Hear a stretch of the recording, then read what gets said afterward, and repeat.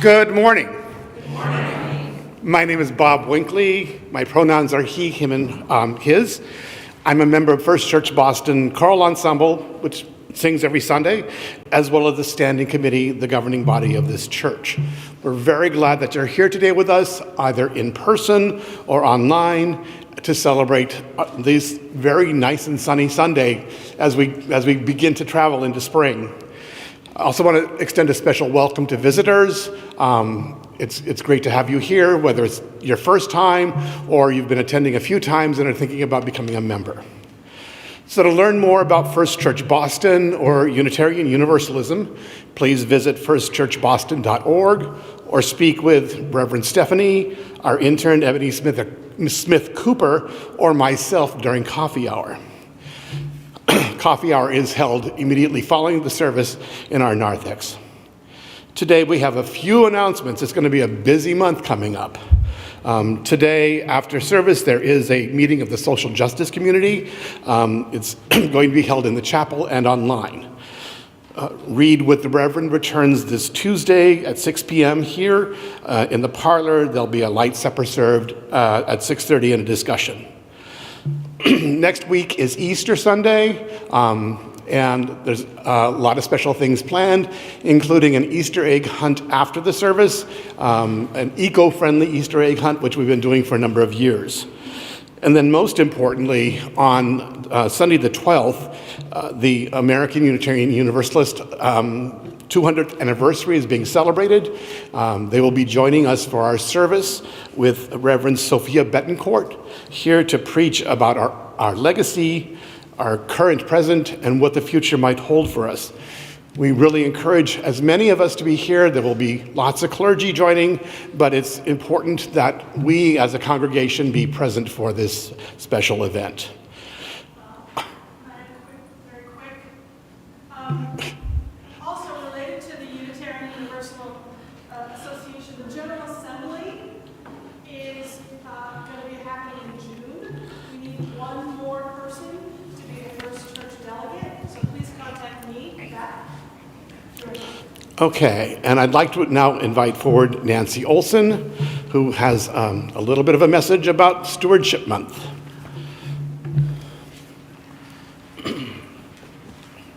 Thank you. Yes, I have my stewardship hat on today. Our pledge campaign, as you know, is well underway, and we want to thank each of you who've already made a pledge to our Resilient Together campaign for First Church Boston. We're still a bit short of reaching our $200,000 goal for this year. So if you've not already made your pledge to support going forward, now is the time. That anticipated income really helps us avoid a deficit budget, as we have talked about, as we set the plans for the coming year to support the mission and the life and the programs of the church. You can make your pledge online. Links and QR code are in the e-news, an order of service, and there's a pledge card in the pews. Any questions? Please see me after. Oh, and the raffle. I think this is the last week, though, right? So if you already pledged, you have a chance. You're too late for the raffle, but not too late to make a difference. Okay. Well, how appropriate. Bill and Grace Greger.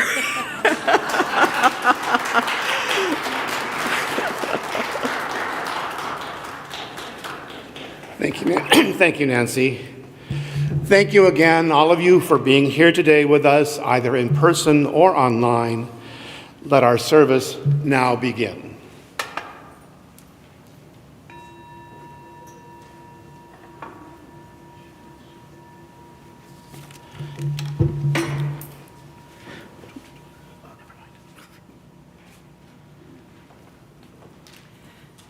Good morning. I'm Lynn Benson. I am co-chair with Bill Gregor of the Worship Committee, and my pronouns are she and her. Good morning. My name is Ebony Smith Cooper. My pronouns are they, them, and I am the ministerial intern here at First Church Boston. Today marks the 58th anniversary of the fire of 1968. The element of fire is vital in nature, and at its core, fire has the power to transform, renew, and regenerate. Each week in worship, the flame of our chalice quietly burns, dances as a glowing sign of our shared Unitarian Universalist values. We are a multi-generational community of people whose common denominator is love. You may have entered this space feeling out of place, or perhaps uncertain about what to do next as life presents its challenges. Take a breath. You have arrived. In this sacred hour, may your heart be lifted. On this Trans Day of Visibility, we affirm that trans lives matter and honor the divine light in each of us. During this time of worship, may you find a renewal of spirit, a connection with the God of your understanding, and the warmth of this community of faith. In the vastness of now, let us remain aware that we are a gathering of people who are and will continue to be resilient together. Now, please rise as you are willing and able to repeat the chalice affirmation lighting words found in your order of service.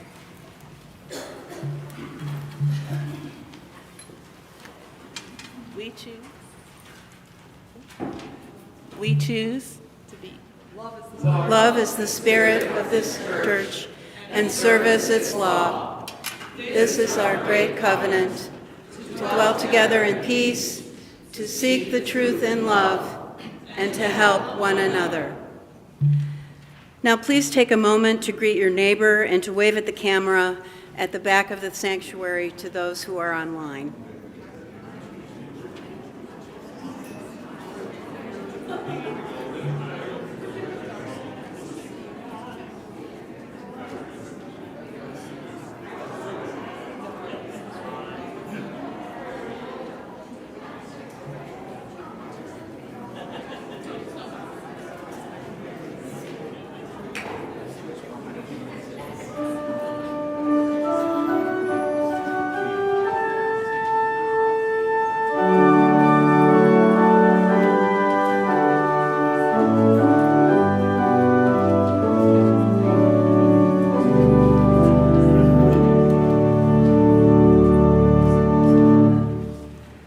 Please remain standing as we join together to sing our opening hymn, which is Hope Brought New Life to Hearts Forlorn. This hymn was commissioned for the 50th anniversary of the rebuilding of First Church Boston. And so the lyrics to the hymn have been provided inside the order of service.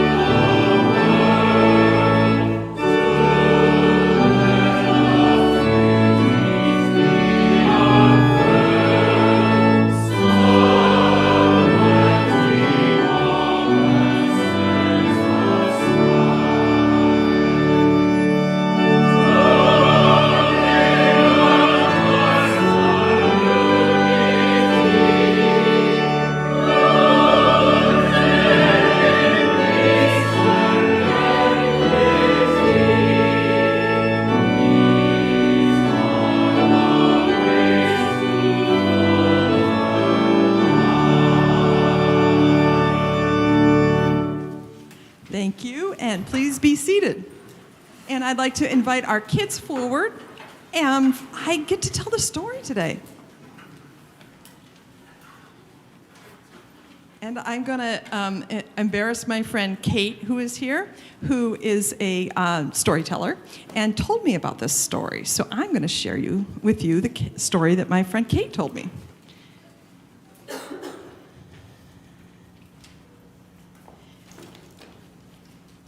So my first question is, how many people here have been told by a parent to clean your room?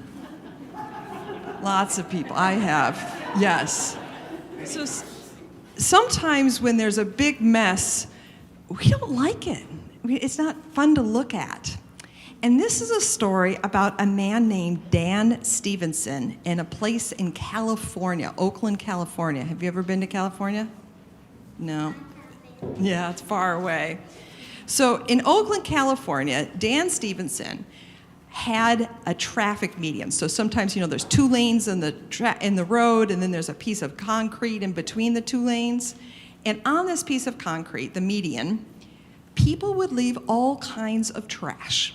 And right outside his door, he had to look at all this trash, and he didn't like it. And he was trying to figure out, how can I keep people from putting trash on the median? What would people respect and not want to put garbage on? And not make people angry, but make them respectful. And so he thought about it, and he talked to his friend about it. And you know what he decided to put on the traffic median? A statue of the Buddha. It was a little bit bigger than this one. This is a little one we have here at church, but this was like about a 2-foot tall Buddha. And he even put some piece of rebar steel into the Buddha and drilled it into the concrete of the median so no one would steal his Buddha. And when he put the Buddha there, he turned the Buddha so that the Buddha's smiling face would look right at his front door. So every morning when he woke up, he would see the Buddha instead of garbage. And it worked. People stopped putting garbage there. And a few months go by, and then something else crazy happened. He woke up one day, he looked at the Buddha, and the Buddha had been cleaned off and painted a nice soft white, so it looked cared for. And then people started bringing gifts to the Buddha. It's called puja, of giving acts of generosity, and they're leaving little bits of fruit, and they started giving the Buddha clothes. And then they built a little house for the Buddha, a little shelter for the Buddha, where people could come and kneel in front of the Buddha to do their prayers. Basically, we use the language of church, they use the language of shrine or temple. And now, years later, every day, like 75 people, like almost more than the people that are here, like all these people here, like that's how many people come to visit the Buddha every day. And I think that this is such a great story because it reminds us, I think, of 2 things. One is that it's really important to have places where we can go to be reminded of important things like generosity and giving. And so sometimes, and then the other thing is sometimes to create those spaces, because there's spaces that we all share together, we work together to build those spaces. And today we're remembering that, was it 58 years ago today, on March 29, the church that was here burned to the ground. But it took all the people of the church coming together to build a new church, their own place to pray. And so it's amazing the things that we can do together when we work together to build our special places where we can come and pray and be reminded of our special values like generosity. So thank you for being here with us. Yes?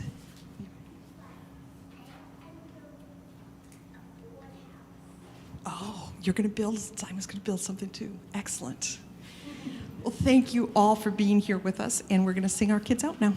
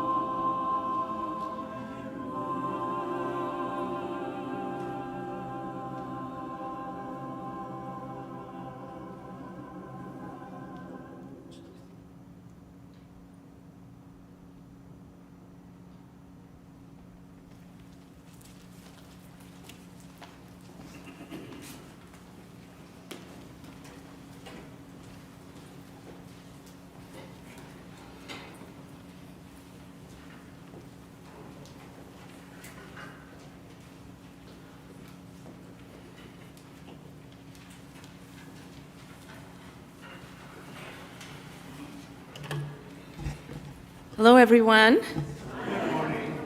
I'm Geeta Rao. This is my husband, Bhaskar Chakrabarti, and been members of the congregation for 2 years. So Reverend May and Ebony asked us to, if we wanted to share a testimonial. Is that right?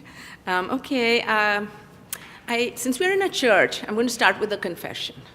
I don't believe in faith, and I don't believe in worship.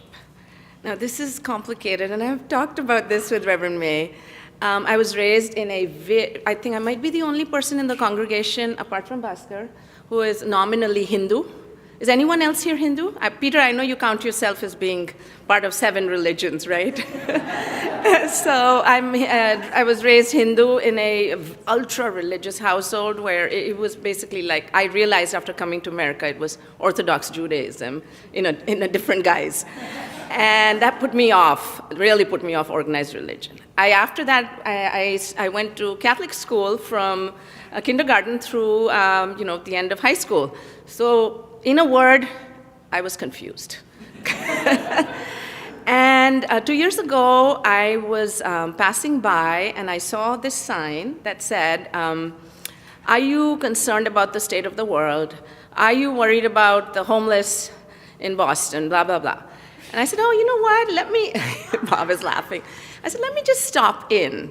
And I came here, and that day, and I remember it vividly, Reverend May in the service mentioned the Palestinians and Gaza, the homeless crisis, the crisis of the homeless, or as we prefer to say very clinically, unhoused.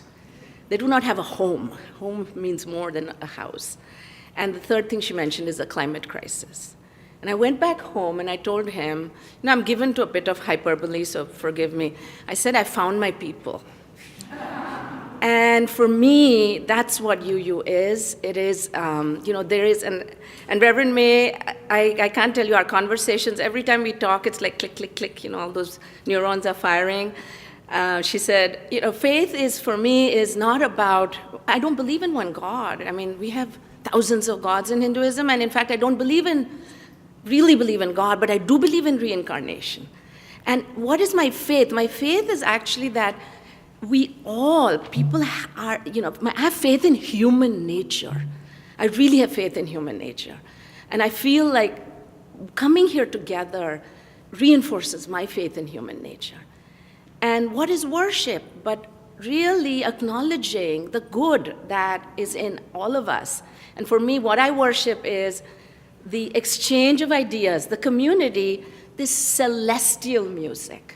Celestial. I mean, I am so grateful to Gigi, all of you. It is such a joy, such a treasure. And to all of you, the ministerial staff, and who support Reverend May, and including Dan, who always tells me, oh, it's just a job. Ebony, you're laughing.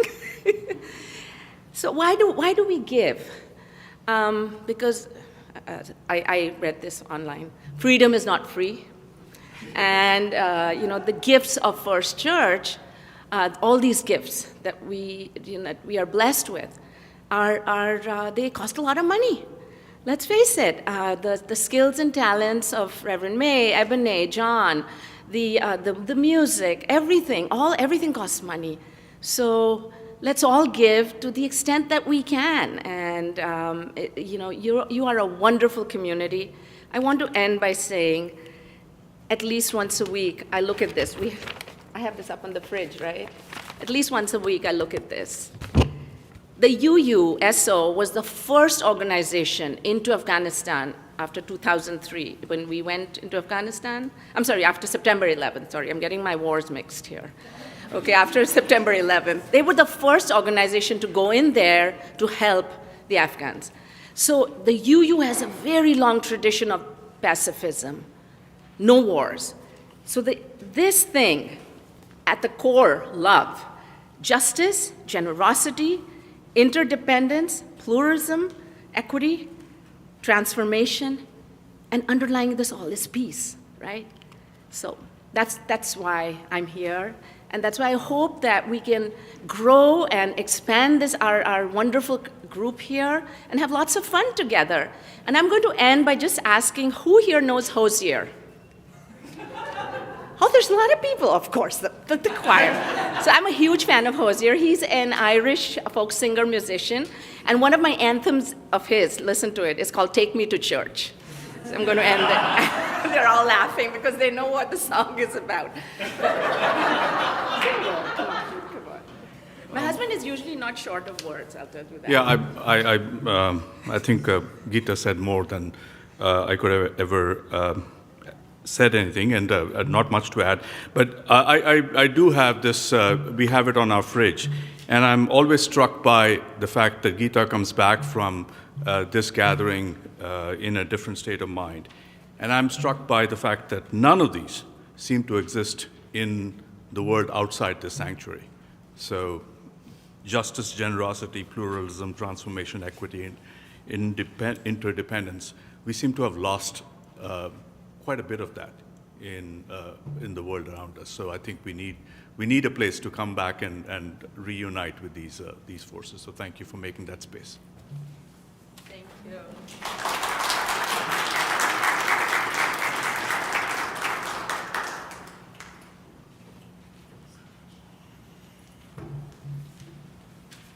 Thank you both so much. As we enter now into our time of prayer and meditation, I invite you to find yourself rooted, fixed to the earth that grounds and moves through us, and breathe deeply with me.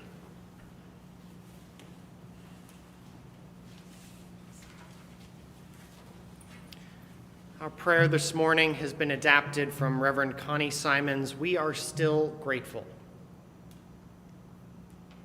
Spirit of life, we have been distressed by economic uncertainty, and many of us continue to struggle financially. We have been racked by political divisiveness that has torn apart families and friendships. We have been troubled by racial injustice and prejudice that continues to divide us at a time when we need one another more than ever. We are tired. And still we are grateful. Grateful for the earth that produces the food we eat. Grateful for the hands that grow it, tend it, deliver it, and prepare it. Grateful for the warmth of the sun and shelter from the cold. Grateful for those who work to heal our sickness. Grateful for our families and friends, even though we may find ourselves apart. Grateful for one another and the opportunity to begin again in love, to address our differences and mend our relationships. Grateful for the gift of life itself. We are grateful. Spirit of life and love, mystery in all, may we share in all the joys of this community. May we hold each other through hardships. We are grateful to be together. God of many faces and names, in honor of Trans Day of Visibility, we offer this second prayer from Jamie Yandel.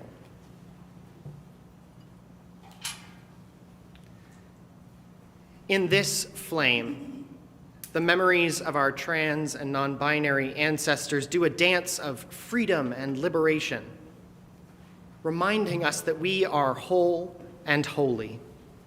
We are loved beyond all measure.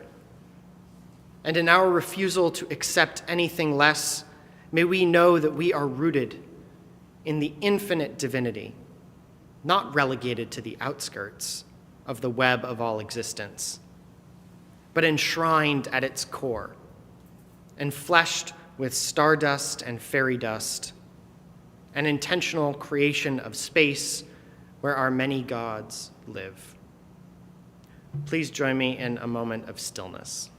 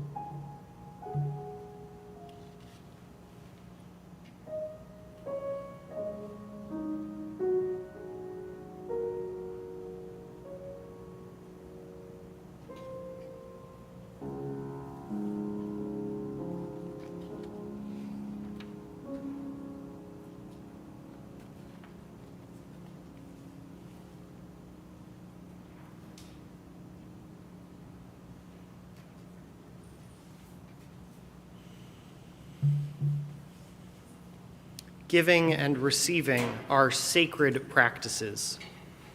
Your presence online and on site is a gift. Your dedication and work in this community are gifts. We will now take a moment to gather our morning offering to sustain the ongoing life of this community. Please give from the heart, knowing that your contributions directly help our programs and community members.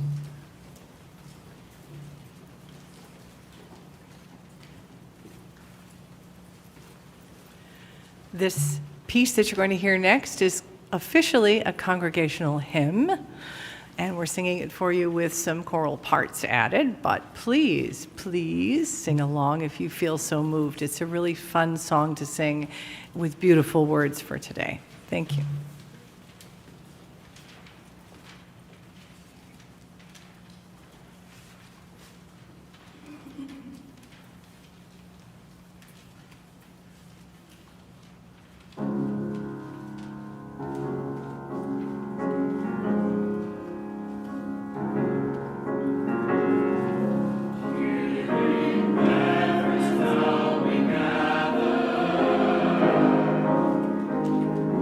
For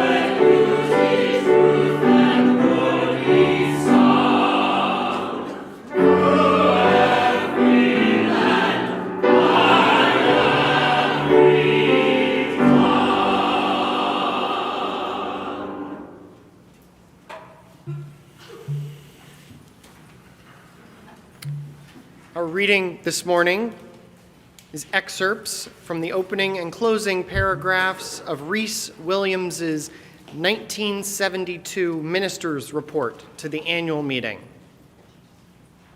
The opening paragraphs. When a pessimist looks at an oyster, he thinks of ptomaine poisoning. When an optimist looks at the same oyster, he thinks of a pearl.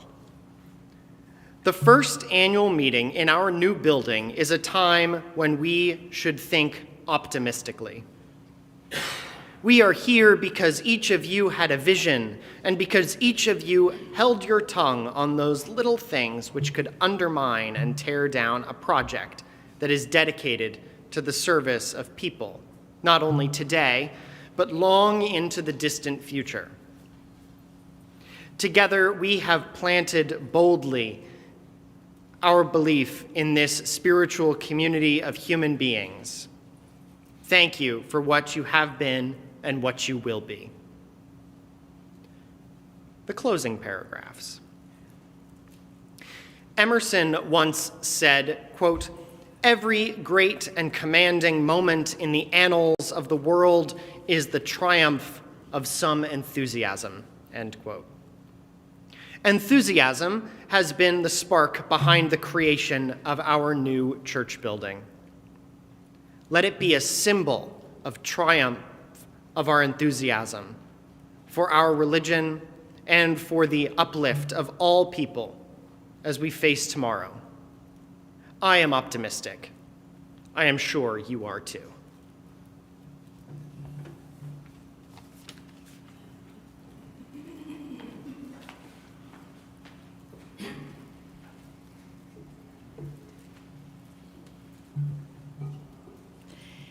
In May of 1972, at the first annual meeting of the congregation in the newly rebuilt church, Minister Rhys Williams proclaimed his optimism, calling the rebuild a triumph of our enthusiasm for our religion and for the uplift of all people as we face tomorrow.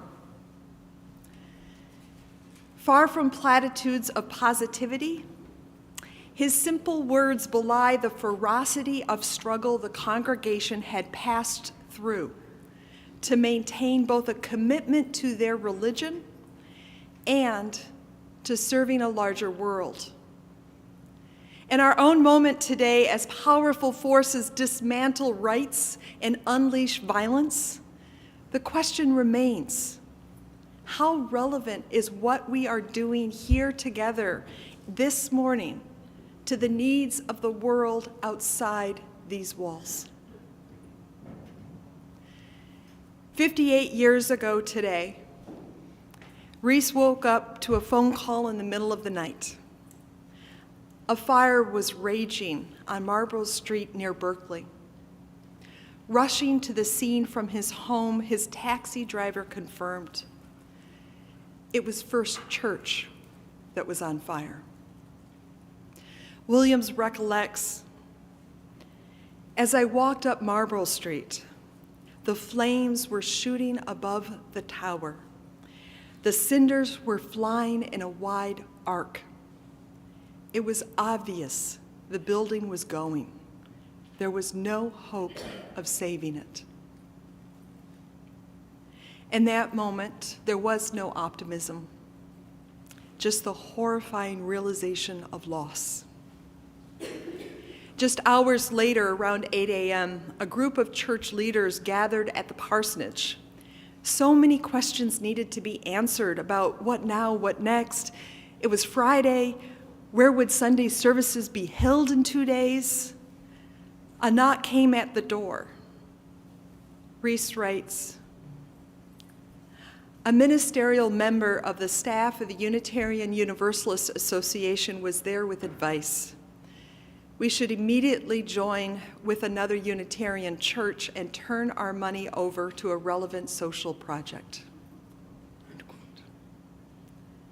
While our own history as a church involves several mergers of churches, in that fragile space of fresh loss, this advice was dismissed and the congregation met that Sunday at the Lutheran Church across the street.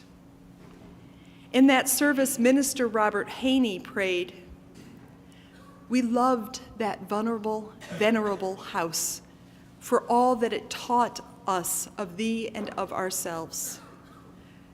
Now it has joined the ashes of those who loved it first. The place where one story ends is where the next begins." In the sermon that day, Reese described his journey from despair to the sparks of hope that came when he was handed a hot cup of coffee on the sidewalk, neighbors coming up to him and offering help to use a push broom, whatever was needed, and receiving the first donation to rebuild from a Globe reporter. The sparks kindled into faith that the story would continue. "The essentials are still with us," Reese preached. "Your ministry is intact."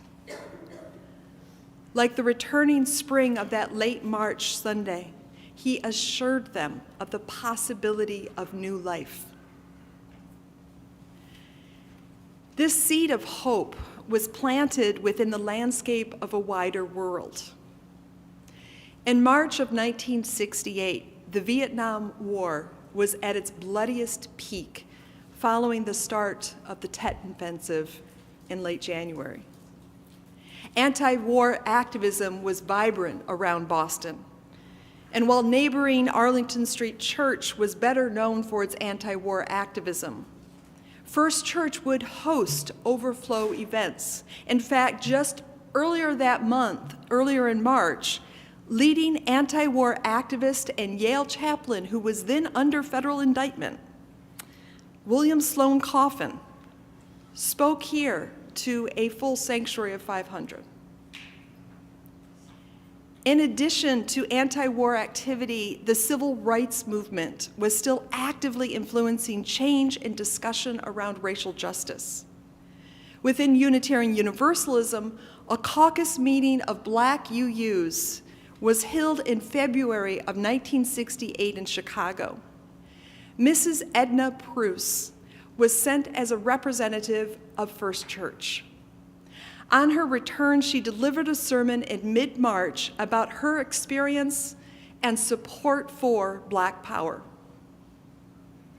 In late March, the Reverend Dr. Martin Luther King arrived in Memphis to support the sanitation workers' strike. And then on Thursday, April 4th, 1968, within the same week of our fire, Dr. King was assassinated in Memphis. In Boston, another King, Mel King, was quickly rising to prominence as an anti-poverty activist in the South End. In April of 1968, he organized a tent city occupation of a leveled lot to protest city plans to build a parking garage rather than replace the housing which had been demolished. Born in the South End, King was one of many leaders who had emerged to fight for community control over the redevelopment of this impoverished neighborhood, which had housed generations of immigrants and people of color. As conflicts and tensions of war, poverty, and racial injustice roiled our nation and our city, First Church was wrestling with its own existential questions about the direction of its future. Worship was meeting weekly at the Lindsay Chapel of the Emmanuel Church on Newberry Street, who had turned over a set of keys and arranged for them to meet consistently every week. And for operations and programs, Park House, the brownstone beside the church at 66 Marlborough Street, remained usable. As Reese explained,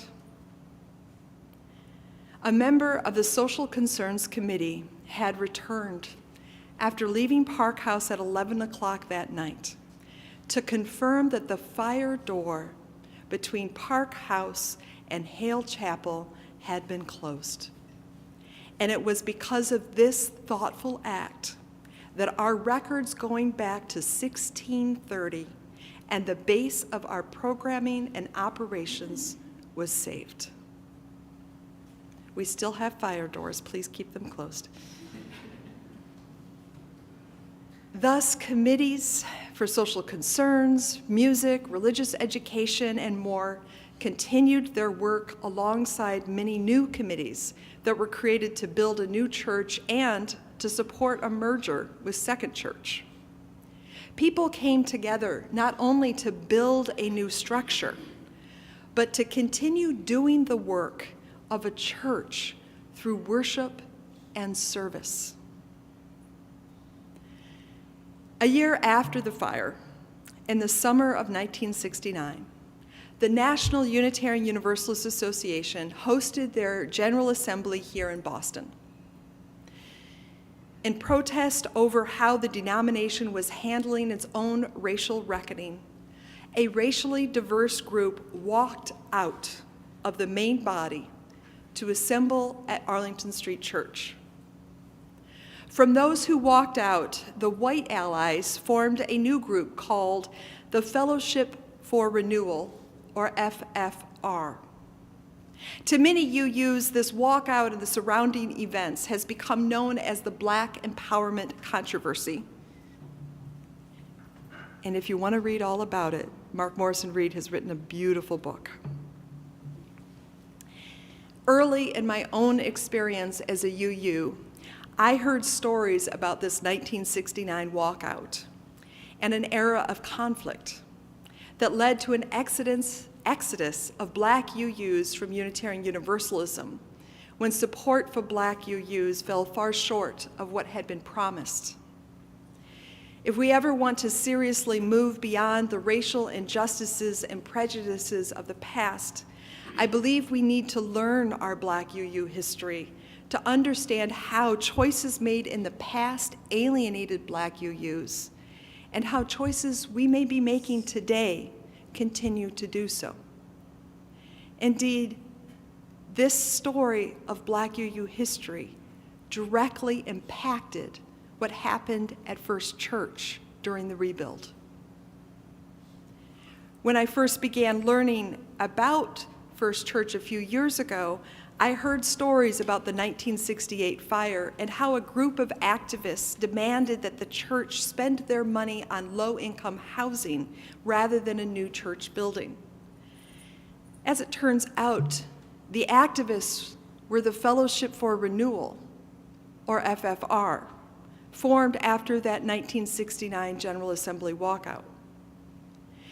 As First Church had been planning to rebuild, the FFR was organizing at their new Alston headquarters. And as 1969 drew to an end, FFR alerted Reese on Wednesday, December 3rd, that they planned to attend worship that Sunday, sit in the front pews, and read a statement. By Saturday, representatives of the church and FFR met and agreed to a compromise where the statement would be read in coffee hour. Although FFR did put 180 index cards into the offering with names of folks from the South End that needed housing. Press covered the events that day, and the Monday headlines read, "New Church Plan Called Injustice," and "Group Wants Parish to Build Low-Rent Housing." In response, a series of meetings between FFR and a designated First Church committee met several times in the winter of 1970. In his history of these events, Trial by Fire, Reese notes that UUA President Robert West was supportive of the church, but that another UUA staff member threatened to throw themselves in front of a bulldozer if the church tried to rebuild. After more than a month of conversations, FFR sent a letter in February saying they would no longer negotiate with the church committee, but rather go straight to the congregation. So on February 22nd, 1970, FFR picketed the service.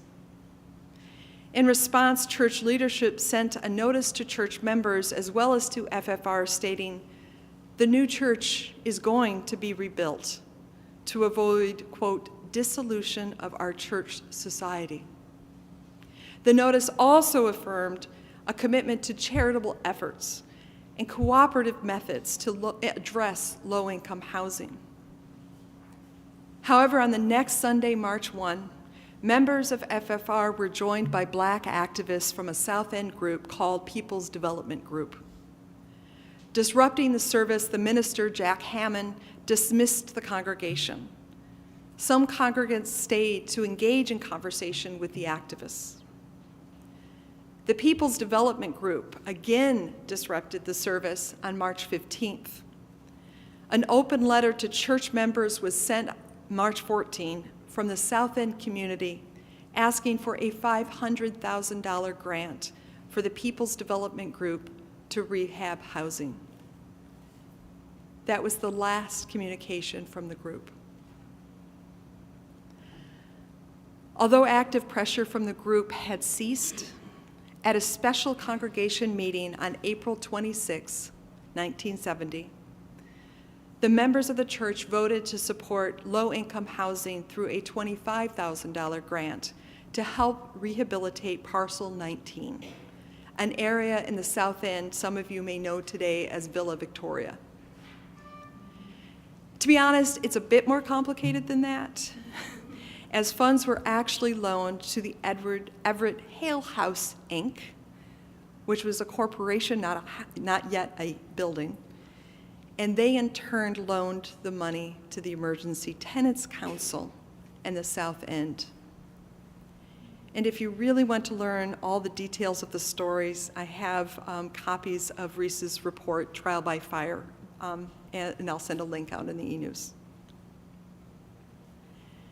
Stories are often more complicated when we look more closely at a situation, when we try to listen to conflicting points of view, when we put a local story into a national context. Today, we wrestle with the role of the congregation in responding to the immigration crisis, the dismantling of democracy, the illegal war in Iran. And the tumultuous events of the winter and spring of 1969 and 1970, the congregation struggled with what to do and why. On the one hand, they fiercely defended their right to rebuild a church building in which they could gather for communal experiences of transcendence. Yes, they wanted to serve the wider world, but they also wanted the religious freedom to choose how to worship and with whom. That's a story deep in our congregational DNA, right? On the other hand, just how effective was the church in responding to larger social contexts?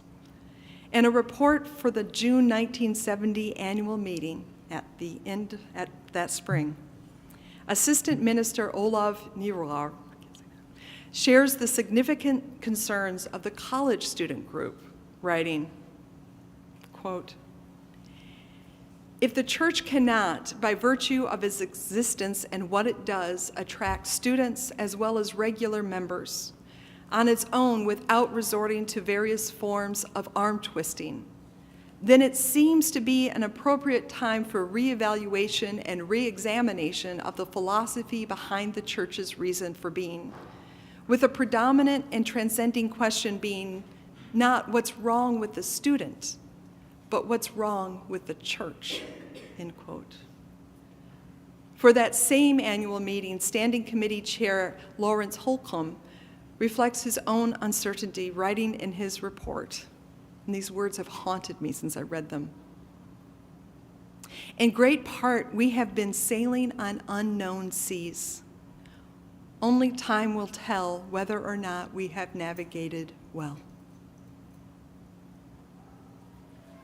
2 years later, at the 1972 annual meeting, the first in the new building, Reese declares his optimism for the future of the church. But between those opening and closing paragraphs that John read, Reese also lists 2 pages worth of challenges that range from television disrupting family communication to 3-day weekends negatively attending church attendance, to how to use radio and perhaps television or YouTube live streaming to reach a broader community. Reese may have declared himself to be an optimist, but his full report also suggests a lot of realism. When we know more about the story of the church at that time, we better understand that he is speaking to a congregation whose very reason for being had been tested and whose commitment to serve a world beyond themselves had been challenged. 50+ years later, we face our own challenges within and beyond the walls of this church. We too are sailing on unknown seas. None of us know a clear path forward as a congregation or as a nation. Messages of simple optimism ring hollow. And the essentials are still with us. We continue to gather as a religious community who has faith in transcendent values that ground our spirits and inspire our action. As a Unitarian Universalist congregation, we choose to center the value of love in how we show up here and how we fight to defend a world where every human life has dignity, including immigrant lives, Black lives, trans lives, and all those who face historic and current forces of violence and oppression. We are not a faith detached from the world. Neither are we only a social services center. We are a centuries-old religious community who chooses to live their faith in daily action. We may not always get it right as individuals or as an institution, but it matters that there is a place we gather together to try to figure out how to live meaningfully and well, how to be guided by a spirit of love, and how to move together in mutual love and respect. May we continue on this journey together, seeking both transcendent meaning and relevant engagement in the issues of our moment. So may it be. Ashe, amen. Our closing hymn is 114, Forward Through the Ages, written in the late 19th century by a Unitarian minister. It was already an old hymn in 1972 when it was sung as the closing hymn at the rededication service for the building. So today, we continue in that same vein and sing it again. 114, Forward Through the Ages. Amen.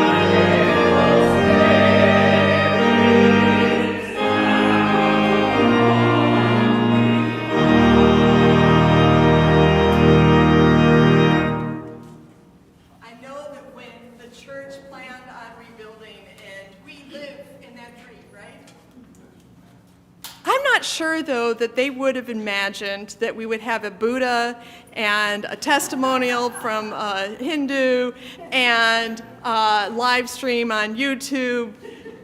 And so the story continues. Yay! So let us say together our closing words. We extinguish this flame, but not the light of truth, the warmth of community, or the fire of commitment. These we carry in our hearts until we are together again.